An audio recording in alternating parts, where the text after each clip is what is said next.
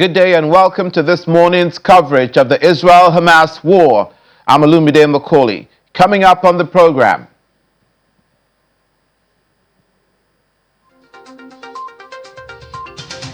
At United Nations General Assembly annual debate, Palestinian envoy Riyad Mansour says truce must become permanent ceasefire.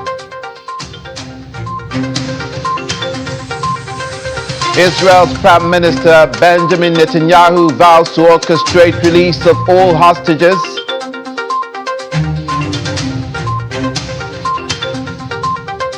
Plus, NATO Secretary General Jens Stoltenberg says Ukraine and Gaza wars are very different.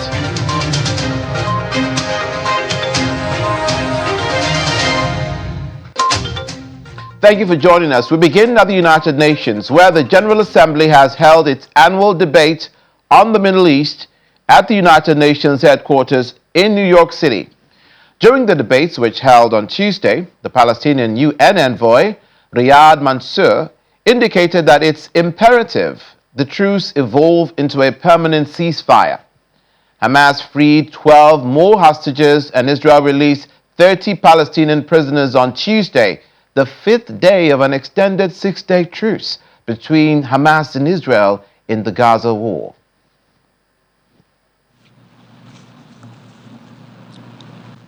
As the Assembly's resolution had foreseen, only a truce could allow sincere efforts to begin to address the humanitarian catastrophe being inflicted by Israel, the occupying power, in Gaza.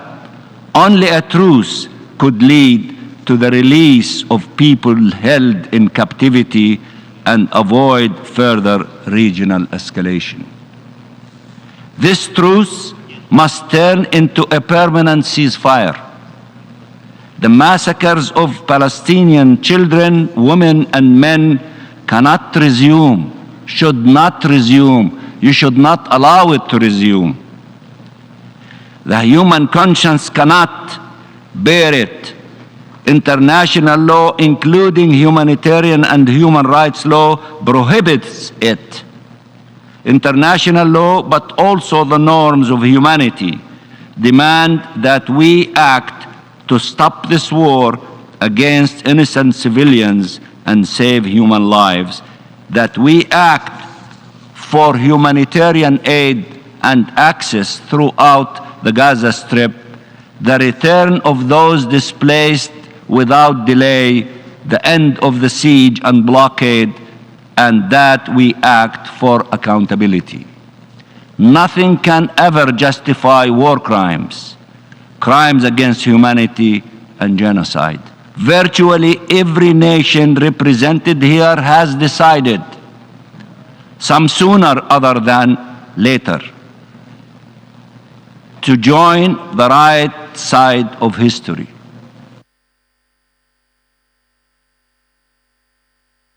And a senior Hezbollah politician hopes the truce between sides in the Israel-Hamas war will continue. He indicated that his Iran-backed group has started paying compensation to people who suffered losses during weeks of the strikes that happened in South Lebanon following the start of the Hamas-Israel war on October the 7th. Hezbollah and Israel have engaged in their worst hostilities since 2006, with Hezbollah attacking Israeli positions at the border and Israel launching counter-air and artillery strikes. But the cross-border violence has ceased since Hamas, a Hezbollah ally, and Israel reached a temporary pause in fighting on Friday. Israeli Prime Minister Benjamin Netanyahu has vowed that Israel will push for the release of all hostages held in Gaza as the pause in fighting was extended by 2 days. So far, 69 hostages have been released since Friday, more than that now, in a pause that could prolong the 7-week war between Israel and Hamas. Each day since the 4-day pause began on Friday, Hamas has released some of the hostages, while Israel freed some Palestinians it holds in its prisons. Israel also allowed truckloads of aid to cross into Hamas-run territory. Hundreds, including family members of Hamas hostages still in Gaza and their supporters, gathered in front of the Kiryat military base to demand that the government do more to bring all hostages back as soon as they can. Participants in the pressure movement have friends and relatives for whom they say the Red Cross should push harder to obtain freedom. According to the Israeli army, the additional 12 hostages released on Tuesday, comprising 10 Israeli citizens and 2 Thai nationals, are with its special forces on Israeli territory.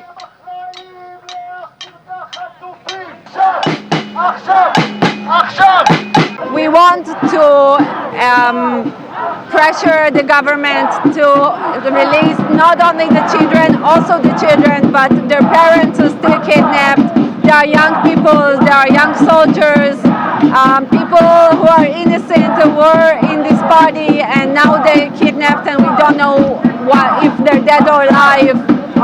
We have to have them home as soon as possible. I think it's very hard to be in this position. I think they were horrible before that. We've been protesting a long time. I think that everyone should be at home right now. Yeah, so no one should be left behind.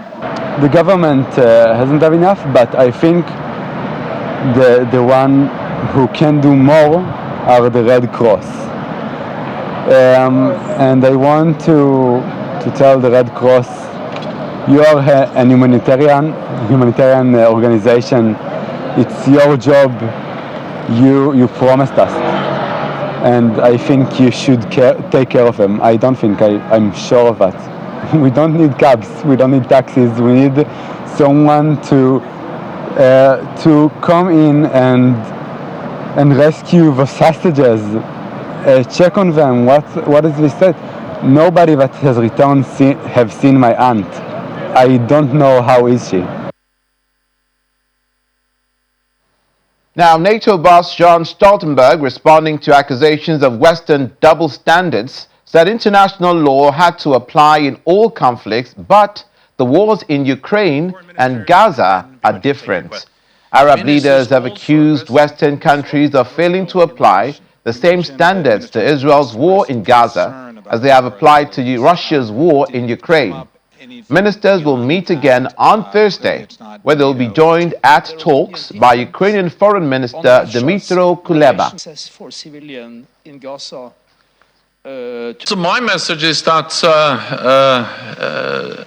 international law, humanitarian law, has to be respected in all conflicts, and civilian lives has always to be protected. And that has been the message, both on the conflict in Gaza, but also, of course, when it comes to other conflicts we see around the world. So upholding international law, upholding humanitarian law is important regardless of the type of conflict. Then I think it's also important to recognize that the situation in Gaza and the situation in Ukraine is different in many ways. Ukraine never posed a threat to Russia. Ukraine never attacked Russia. The Russian invasion of Ukraine was an unprovoked invasion, full-scale invasion of another country. The fact that Russia is now using migration as a tool is yet another example of the attempt to have put pressure on neighbors, NATO allies. They will not succeed because we stand together, we support each other, and I welcome therefore also the decision by the European Border Agency Frontex to actually support and assist Finland. Well, it's for the OSCE to organize their meetings. The OSCE has played an important role for many years. NATO allies are, as individual countries, members of the OSCE, and it's for the OSCE to organize their meetings. A Hamas senior official is inviting U.S. billionaire Elon Musk to visit Gaza to see the extent of the destruction caused by the Israeli bombardment. Hamas senior official Osama Hamdan said this in a press conference in Beirut on Tuesday.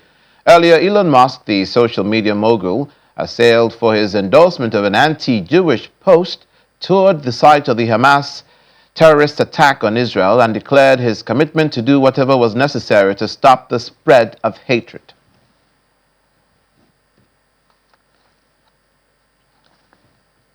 We're joined on the program now by an expert at the Center for Global Studies Strategy in Ukraine, Dr. Olena Sneger, who is speaking to us virtually from Florence in Italy.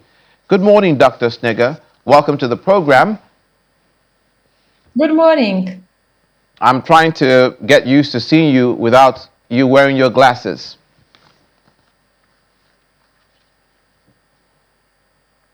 Let's begin now with the situation in Italy, where you are, concerning the sentiments of for or against the Israel-Hamas war. We know that Jewish Italians are quite a number. What's the sentiment in Italy at the moment? Pro-Israel or pro-Palestine, or a mix of the two? I would rather say that the sentiments in Italian society is about peace process. I wouldn't say that they are pro-Israeli or pro-Palestine, as I wouldn't say I can compare it with their sentiments to the Russian war in Ukraine. It's the same. So they do not switch to the side, but they are more about peace. So the civilian lives are to be protected, and that from this sense, I would say that maybe I would assume that their sentiments are right now more pro-Palestine because well, it's difficult to say. I mean, definitely people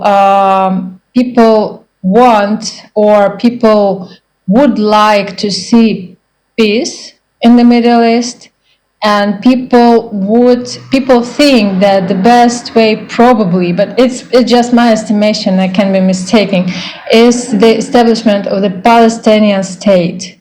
So that's this way. Is there anti-Semitic activity in Italy, as far as you know, or in Florence, as far as you know, or No, Islamophobic activity in Florence, as far as you know? In Florence, I haven't seen any activities. Like no anti-Semitic and no Islamophobic. It's very calm city. I have noticed few demonstrations from news reports in big cities of Italy, such as Roma, Milano, Bologna, but not much really. Italy is, comparing to other European countries or to main European, to biggest European capitals, Italy is very calm country. There are no demonstrations and no protests, and yes, people follow the agenda, but they try to stay far from politics. That's my assumption in general from Italian society. Okay, thank you for that information. Now let's turn to the United Nations General Assembly and the submission of the Palestinian envoy, Riyad Mansour. Let's try and unpack some of the things that he said. He called the Israeli presence in Gaza and in Israel, he called them the occupying powers. He says they are occupiers. He described the counter attack against Hamas in Gaza as genocide, and he calls it genocide and things of that nature. So what is your understanding of that situation where the UN General Assembly allows that sort of language, where obviously Israel's envoy, Israel's ambassador, will have a different response to those insinuations of the Palestinian envoy? Well, it's just my personal opinion and my personal position. I would say that there is some truth in the words of Palestinian envoy, and Israeli government, because Israel as a society, Israeli people as a society, they have different views right now. Also, and there have been demonstrations in Israel recently, just before during the whole year before this war. So Israeli government conducted quite, I would say, ambitious and very risky policy towards Hamas and towards Palestina. So I would say that yes, I would agree that to some extent Israeli policy is the policy of occupier to some extent. And there must be found a solution for this for peace in the Middle East. And there was this proposal of two states solution.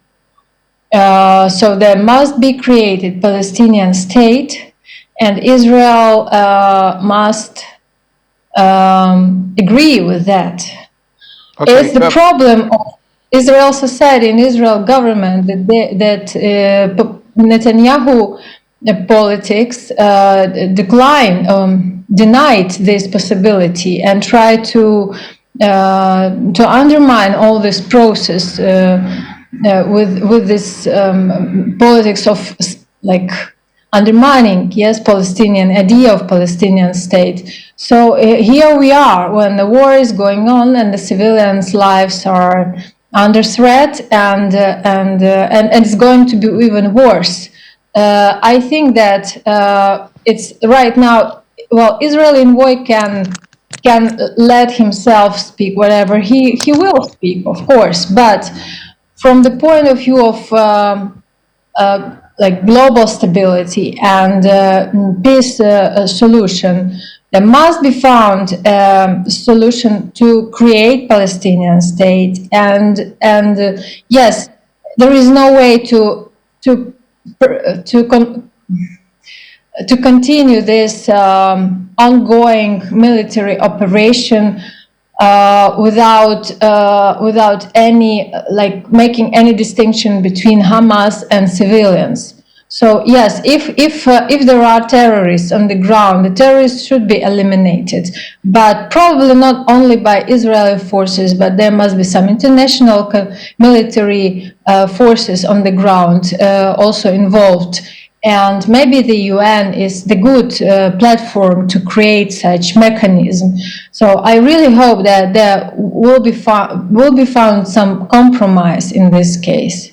Well, if you say that if there are terrorists on the ground, terrorists will be eliminated, the problem with that is that Hamas is a terrorist organization as designated by many countries, and the October 7 attacks were terrorist acts.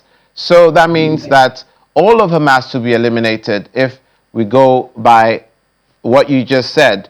On the issue of the occupier, Israel's counter-argument to that is that they are not occupiers, they are legitimate owners of their country and of their land, and they left the Gaza Strip in 2005 or 6.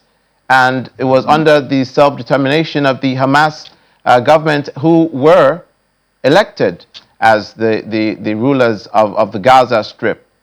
And as for the you mentioned some of the activities of the Israelis against the Gaza Strip.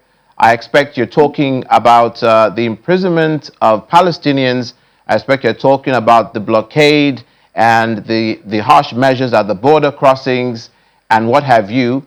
That, they say, is in response to the terrorist activity of Hamas, who continually attack Israel, which was the reason why the Iron Dome was created in the first place. Not just Hamas, but Hezbollah in Lebanon as well. Yes, the problem is that there are many parties interested in this war. And this war is actually one of this war and Russian war in Ukraine are two conflicts that unite or are in the interest of those players who would like to change or to use this to change the order, the world order, or to change this or to use these conflicts, these wars in their own interest to make their positions in the world politics stronger. So I'm speaking right now about Russia, of course, and about China and about Iran, and about their agents such as Hezbollah in Lebanon and some other actors, international actors that continue to use all instruments to ignite the conflict in the Middle East and to participate also in this conflict. So,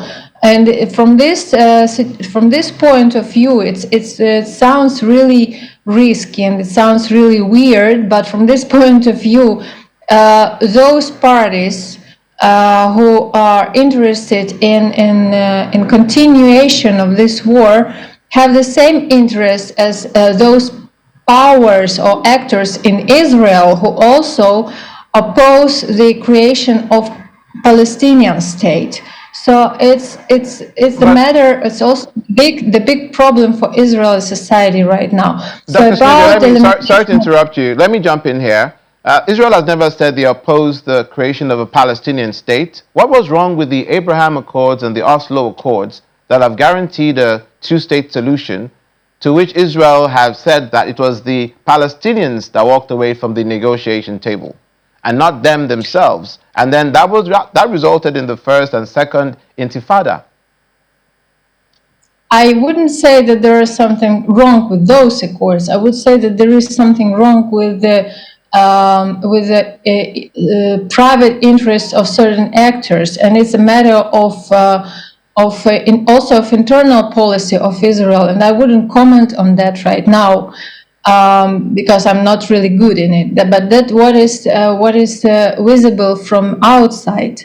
So continuing with the elimination of terrorists on the ground, as soon as Hamas, and it's also my opinion, as Hamas continues to keep those civilians on the ground as hostages, even Palestinian civilians on the ground, I mean Palestinians as hostages, because the way that Hamas came to power in the Gaza Strip is not democratic. It was not democratic way. It was they came to power through with the means of force and terror. So I would consider those Palestinians in Gaza Strip as hostages also. So, but for Israel, it's really the best solution not to be blamed of another war crimes and genocide and occupation actions. For Israel, it would really be better to agree for international, to propose maybe international mission, peace operation, international peace operation in Gaza Strip. And this has caused, obviously, attention to sway from the Russia-Ukraine war. We heard from John Stoltenberg, who was trying to explain that it wasn't a case of double standards and that the Russia-Ukraine war is not the same as the Israel-Hamas war. Can you help us with the differences and the similarities? It's totally different because first, yeah, it's the difference. Yeah, it's like I can of course talk about this for hours, but first and foremost, if we say speak briefly, Ukraine never attacked Russian territories. Ukraine never committed war crimes against Russian population and Russian territories. That's the first. Ukraine was recognized by Russia as an independent state and had agreements with Russia, in multilateral also agreements with Russia and other international actors and states in many spheres of its lives, of its international life. So it's the war, Russian war in Ukraine is actually a colonial war because Russia considers itself, it has a very strong imperial resentment, and it really considers itself as a growing or recovering imperial power. And Ukraine is just one step, another step in this Russian international ambition. So it's the matter. Russian plan from the beginning was to take Ukraine fast and to finish this issue in months. But resilience of Ukrainian society made this war very visible internationally and made the whole world react. So, so here is the main difference, that this war is between the two states that have recognized each other and have coexisted for a long period of time. And this war is happening on the Ukrainian territory. And yes, there are, and what is another difference, that Ukraine really tries to involve as much international organizations and as much international actors in this war to make it transparent, to show what is going on the ground, to invite international observers and international missions. And Ukraine, I'm sure, would be happy if there would be invented some international mechanism to stop Russia, actually. But right now it's a very complicated issue also, because Russia is a member of Security Council, of UN Security Council, and there is a deadlock, actually. So this is the main difference. But what unites these wars is, as I mentioned already, is the interest of those global powers, so those powers who would like to change the balance, or to change the order, the global order, and they use these wars to make their position stronger. And I would repeat again the names of these powers is Russia, Iran, China, and their allies. And we see how this coalition is now is becoming stronger and stronger. And obviously Iran is said to be fighting a proxy war with Israel, using Hezbollah, using Hamas and the Houthis in Yemen. But finally, and I wish we had more time, UN Women, the UN entity who are mandated with a number of lofty ideals, including the prevention of violence against women and girls, upholding gender equality, have been criticized by many parties around the world of not doing enough and not drawing enough attention to the rape and the killing of women in the Israeli side in this Israel-Hamas war, but being vocal to a certain degree about the suffering in the Gaza Strip, which is also legitimate. But many women were raped, many were killed, many were abused in very terrible ways, but the UN Women didn't make as much of it as they did of the sufferings of the Palestinians in Gaza.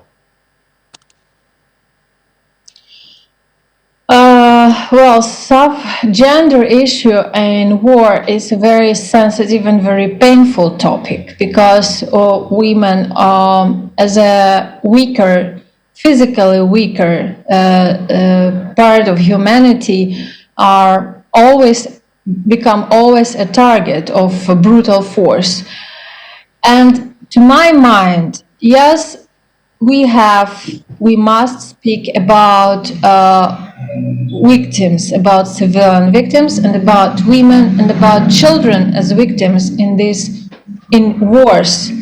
And it's war crime. I cannot say it the other way. There must be, well, in Ukraine, what I can, of course, I cannot say what is happening in Israel and Gaza.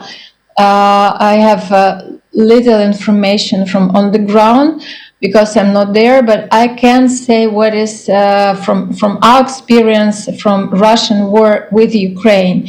So there are human rights organizations in Ukraine. There is a coalition of human rights organizations in Ukraine And this is the matter and the business of civil society, because states do not participate in it, and states are actually do not have these capabilities and this energy as civil society has. So in Ukraine, the civil society organizations, they united in the coalition, which is called the 5 a.m.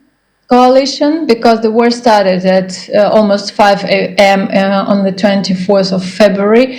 So, and this coalition, it collects the evidences of war crimes and crimes against humanity on the territory of Ukraine against civilians as well. And they have right now, they have the collection of more than 5,000 cases of war crimes and crimes against humanity. And of course, there is the big bunch of this, big part of these cases are crimes against women and children, such as you mentioned. And their aim is not to make everything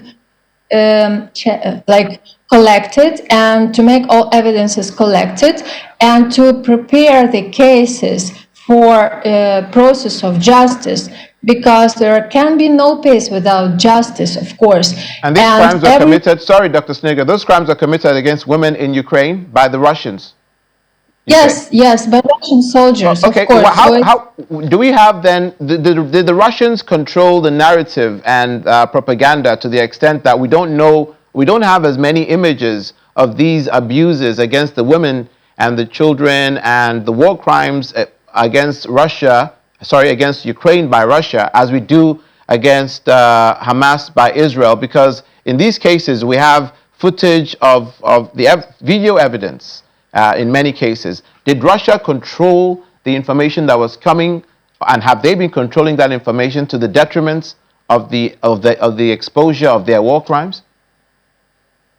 Russia cannot control the information of exposure of war crimes in Ukraine, because Russia can just influence, for example, from what I know, Russia in many African countries, Russia really influences, is a major player in media and informational sphere. Ukraine, if you want as a journalist to get access to this information, this information is accessible on the official Ukrainian sites, on the website of Ukrainian MFA. If you go there, there is a page which directs you to the war cases, and you can find a lot of information there. Also, if you just those who really want, those are journalists and lawyers and just people who really want to get that information, they can search for it, and this information is really available and it's all over the world. But yes, the problem is that Russia has a lot of power, informational power, the soft power, and a lot of money to control and to influence and to push its narratives. Okay. So, but it's actually the matter of activity of civil society and of free journalists who just go and make it public. And this is also the case for Israeli war with Hamas. Okay. Because yes, we got this information from footages that Hamas made, but then there appeared information on the ground, and there must be a big role also, I believe, of civil society activists who can go there, who can work as close as possible and collect the evidences of war crimes and crimes against humanity. I think that would be great in the interest of all concerned. We'll have to leave it there, though, for interest of time. So two wars, they continue. 2023, a very, very, very interesting year, and from a negative point of view with these two wars. And we hope that the truce, the pause in fighting between Israel and Hamas continues and more hostages are released. Thank you, Dr. Olena Sneger, for being on the program today. Dr. Olena Sneger is an expert at the Center for Global Studies in Ukraine who joined us from Italy. Thank you very much for the invitation. Have a good day. Yakuyu, thank you. Still ahead on the program. UN Palestinian Refugee Agency scales up delivery of aid to northern Gaza. We'll have that story and more after the break. Please stay with us.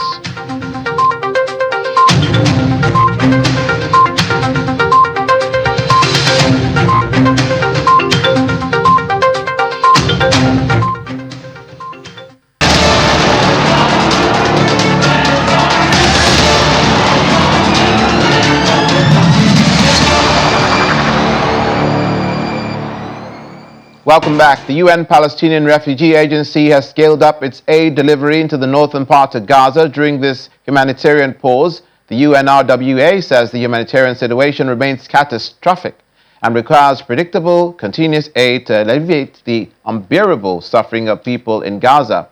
A video released by the agency on Tuesday showed staff working with aid trucks laden with humanitarian supplies, including food, medicine, and fuel, meant to be delivered to Gaza and North Governorates on the fifth day of an extended six-day pause in the war between Israel and Hamas.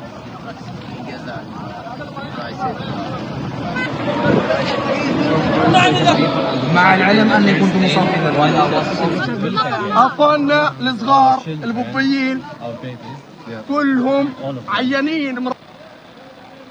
Now we'll be showing you very soon drone footage of Khan Yunis residents hurrying to restock on scarce supplies as an extension to the Israel-Hamas pause provided temporary respite from violence. Dozens of people are seen gathered at fuel stations to fill small cans, while others form queues for other basic goods, including food and gas.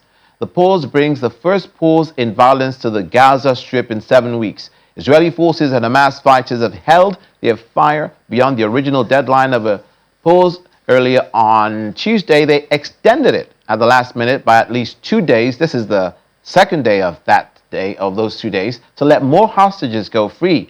Israel says the truce could be prolonged as long as Hamas continues to release at least 10 hostages per day.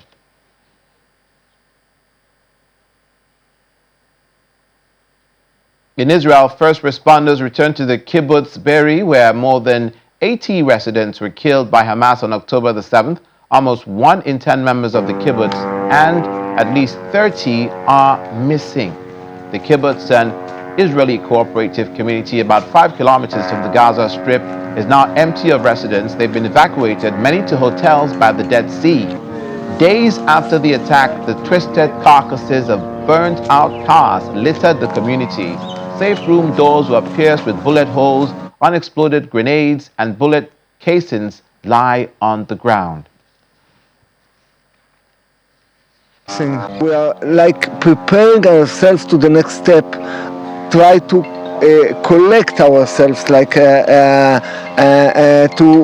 build education for our children as a refugees nearby the Dead Sea, and waiting the next important step. As I told you, we are going to build. They are going to build this temporary kibbutz nearby kibbutz Hatzerim near Be'er Sheva, and we hope to be there for months or even some years to calm, to like restore, mentally restore ourselves, to get health from this mentally and as a community from what happened to us. We are looking forward to rebuild it. A quarter of it was totally destroyed. Another houses, some third of it destroyed somewhat. And another survivor of the October 7 Hamas terror attack in southern Israel has met one of the last remaining Holocaust survivors at an Auschwitz exhibition in California. Israeli citizen Ariel Engal had to run for his life when the open-air Nava music festival he was attending with friends a few miles from the Gaza security fence was attacked by Hamas terrorists. One of his friends was among the 1,200 Israelis killed in the attacks on the festival, army bases, and communities. He commemorated his friend with a tattoo on his forearm reading 2021 to show that only 20 of the group of 21 friends survived the attack. He chose that location on his body to recall the numbered tattoos some Jewish prisoners were given at the Auschwitz concentration camp. Meanwhile, David Lenga, who survived the Auschwitz concentration camp 80 years ago, says he was struck by the parallels between the experience he had and the Israeli. The two shared their experiences with each other as they toured the Auschwitz exhibition at the Ronald Reagan Presidential Library in Simi Valley near Los Angeles. 6:30 we woke up to explosions and to sounds of bangs and to missiles exploding, and we hid everywhere we could. We were on an open beach, so there was nowhere actually to hide.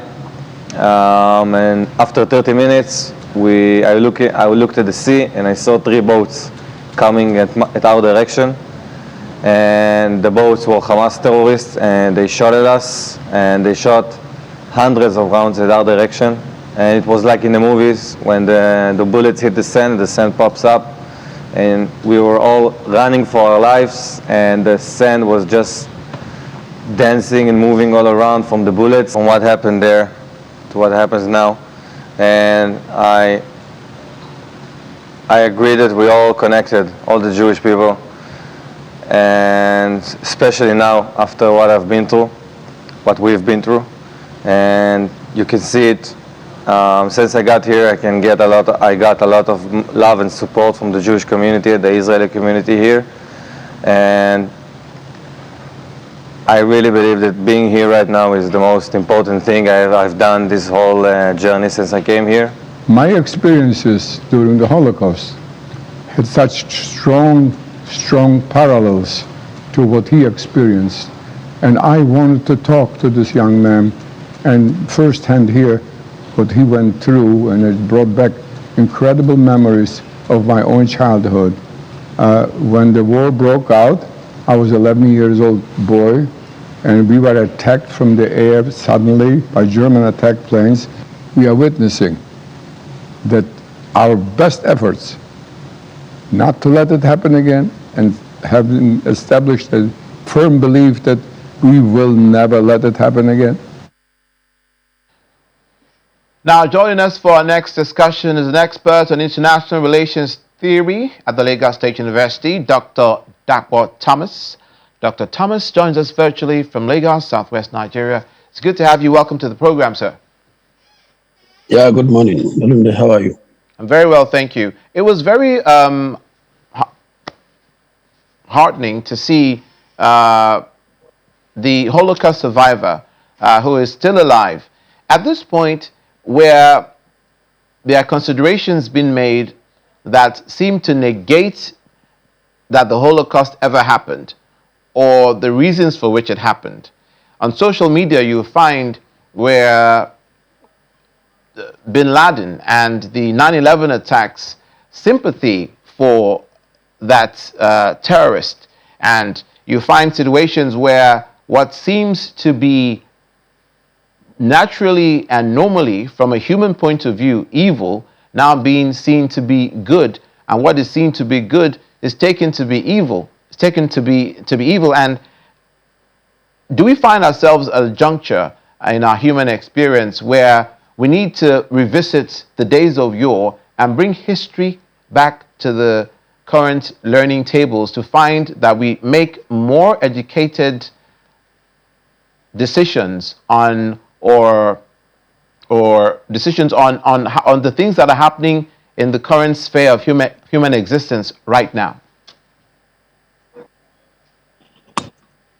Well, it's unfortunate that since Holocaust, between 1933 and 1945, we still have this kind of situation where a particular group of people, termed terrorists, called Hamas, would invade another country and decide to exterminate a number of people, and also decided to take a number of hostages.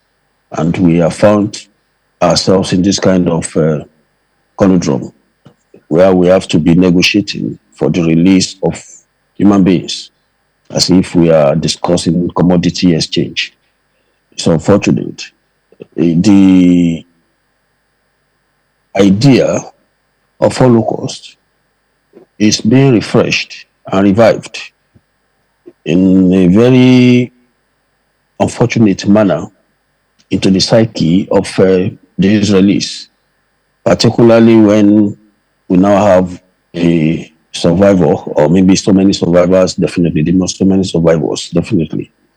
So when you juxtapose these two scenarios or these two cases, you tend to believe that the world is still in short of leadership that possesses the sanity to harmonize or to even put quality of existence into humanity. And this is worrisome.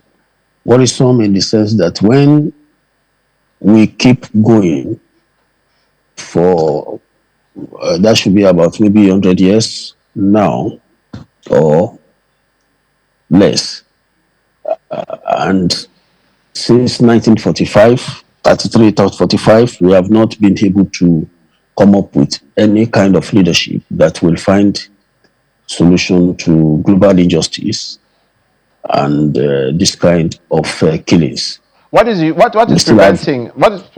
preventing the United Nations from providing that leadership at this juncture? Like I keep saying, that the international system has inherent contradictions, and the United Nations, being an institution of contradiction, is encumbered by by some of these contradictions. And that's what we keep saying. I do not believe that these two conflicts, the Russian-Ukrainian war and then the Israel-Hamas war, I do not believe these two conflicts are being handled with some degree of professionalism and with some degree of justice and fairness. It's all upside the way it's being handled. And then it creates the impression that possibly there are two standards. There are two standards. When you are being selective, when you are being unfair in one, and then you tend to be fair, or you tend to show that you are fair in the other, then you are creating a kind of, you are just improvising. You are improvising stability, you are improvising justice, but definitely you are just improvising. You are not actually working towards getting justice for those who actually deserve justice. Now, because Russia is a superpower and a member of the United Nations Security Council, we are having a situation, and then it's a reckless scenario entirely, that the leadership or so-called leadership at the Security Council have left Russia to continue unmolested, to continue without any stoppage, without any truce, without any caution, to continue to harass, intimidate, and kill or exterminate completely.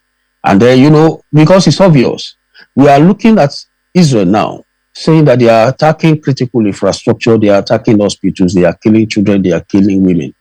But the same scenario is unfolding in Ukraine, and nobody is even talking about that. We are seeing a situation where we keep assembling infrastructure, military infrastructure from different countries. You understand? And then we are fighting a war that a superpower is involved in, and nobody can stop the superpower. And you can see the extent of insult and shamelessness on the part of Russia, calling for truce in what is going on in Israel, between Israel and Hamas. What kind of, it's unfortunate that people still tend to believe that there is no morality in international politics or international system. No, the absence of morality. Sorry, the fact that we are not moving towards towards achieving this kind of position does not mean the absence of morality in the international system.